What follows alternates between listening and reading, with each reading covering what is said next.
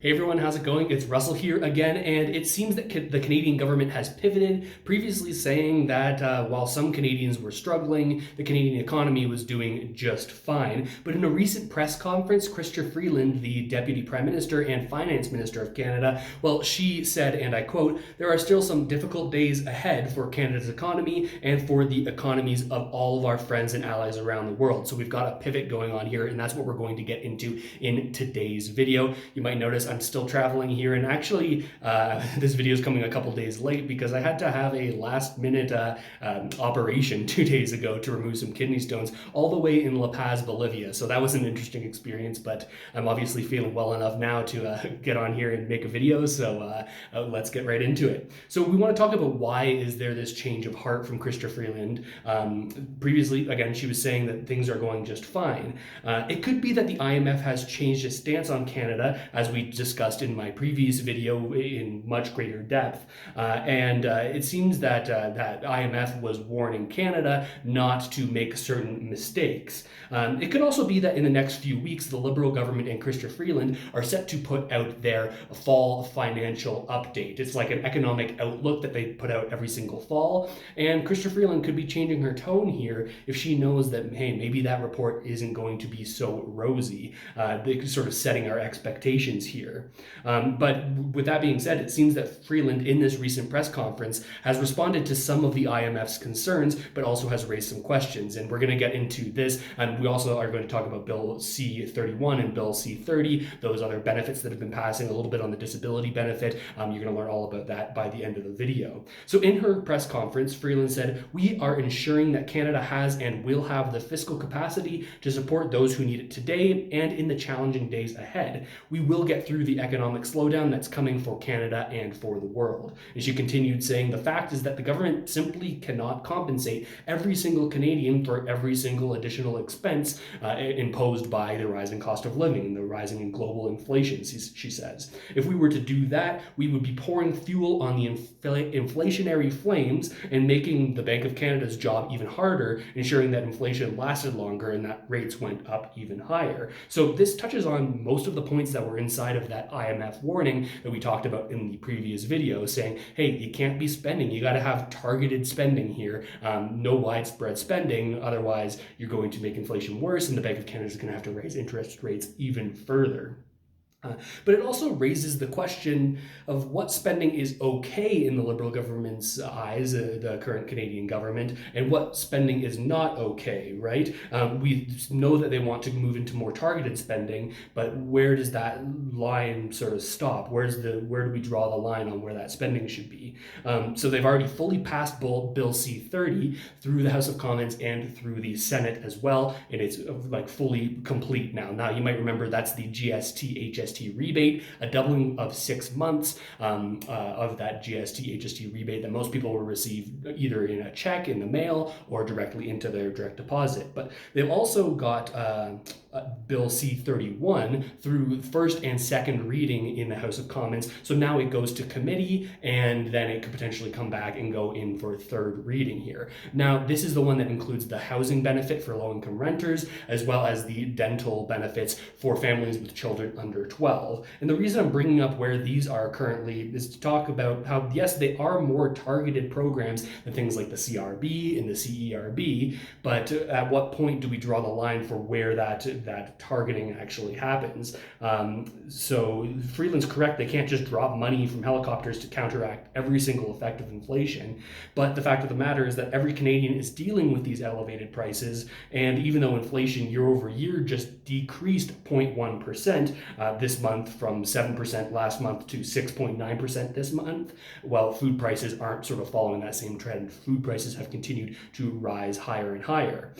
So where will the government focus their funding, and who will they choose as the most vulnerable people going forward? Because it seems that if they're following the guidelines of the IMF, they can only spend a little bit and only on certain people that they deem to be most vulnerable. One example that sort of comes to mind here is that there are already promises that are out there about programs that are going to be coming into effect if they pass through the House of Commons. The first one that comes to mind is the disability benefit. Now, we've talked tons about the Canada Disability Benefit on this channel and how the legislation is rather empty, not having any details about the amount that people can receive as well as the qualifications, among a number of other things. So if they were to pass this bill, that would be an additional spending, and it would be interesting to see if they were to criticize or to categorize this as targeted spending or as widespread spending. They likely say targeted spending, but it raises the interesting question of where is the line drawn, right?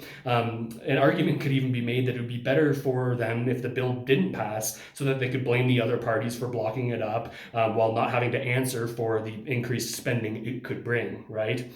However, just a couple of days ago, this disability benefit bill was voted through at second reading in the House of Commons, and it will now go on to committee, which means that the committee of parliamentarians, both from the Liberals, NDP, Conservatives, Bloc Québécois, Green Party, they'll talk about it, and potentially they might be setting some sort of amendments for this bill. We could see some additional clarity on the amount, the dollar amount here, as well as the qualifications if there are to make these amendments. Of course, subscribe to the channel because I'm going to keep you posted on what happens as that happens.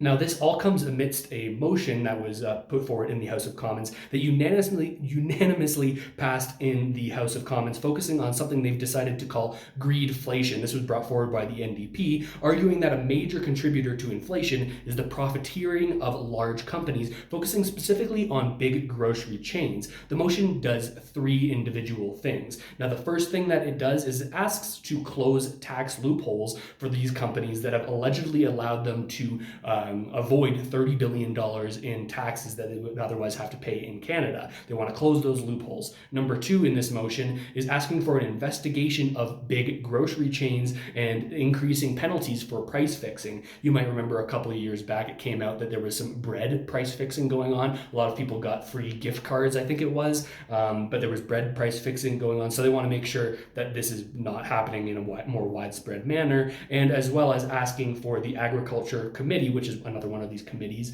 that happen in and around the House of Commons, to investigate the high food prices and to actually bring in the CEOs of these grocery stores to ask them, like, why are we seeing these higher and higher and higher prices?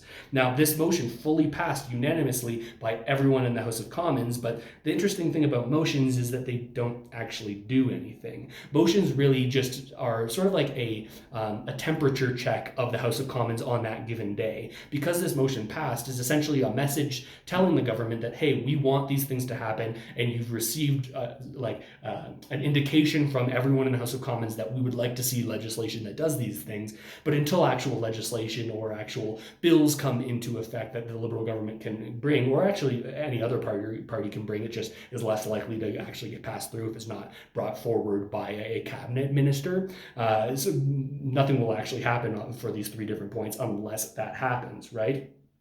So some criticisms of the ideas presented in the motion may say that it's not the grocery stores who are at fault for the high prices, but it's that the increased money printing and the spending throughout the pandemic that has caused the increased prices of, well, everything, right? This is why we see the Bank of Canada raising interest rates now. At the beginning of the pandemic, they lowered interest rates dramatically to try to get more people spending, and they even did some quantitative easing through sort of funny things called settlement balances that they use with the big banks, with the Bank of Canada. This added a lot of new money into the system, and a lot of people say, hey, that's probably the main cause of inflation amongst some other more local things. So some people are saying, well, maybe it's not price fixing, maybe this is just a conclusion that you're jumping to. Now, others would counter, saying that if that were actually true, food prices, like those increases, would be slowing at the same rate as other things that have been showing up in CPI. Remember, we saw a 0.1% decrease month over month between the year-over-year inflation rate, if you can follow me through that. So the fact that we're not seeing food prices come down as the Bank of Canada is raising these interest rates is a little bit curious if there's no price fixing or anything like this going on. Now, if there is price fixing going on, large chains are abusing the power that comes with their size. That's, of course, a problem. But I guess we'll just have to wait and see if any evidence of this comes to light, and if this actually is something that's going on in Canada, or if it's just a convenient thing to point to explain the rising cost of living. There's corporate greed, and this is happening on a wide scale. A lot of people this is an easy narrative to buy into, and it could very well be true, but at the very same time, we have to look at it with a degree of skepticism. So with all that said, I'm curious what you think about all of the things we've talked about today. Bill C-30, Bill C-31 passing, the potential disability benefit getting a little bit more clarity. I know a lot of people would like to see that, as well as this greedflation motion that happened just a few days ago in the House of Commons. But again, thanks so much for watching, everybody. I should be back in the normal studio all set up in about a week and a half or so. So expect some more videos and some more detailed videos there that aren't one takers and have a little bit more editing polish on them. But again, thanks for watching, and I'll see you next time.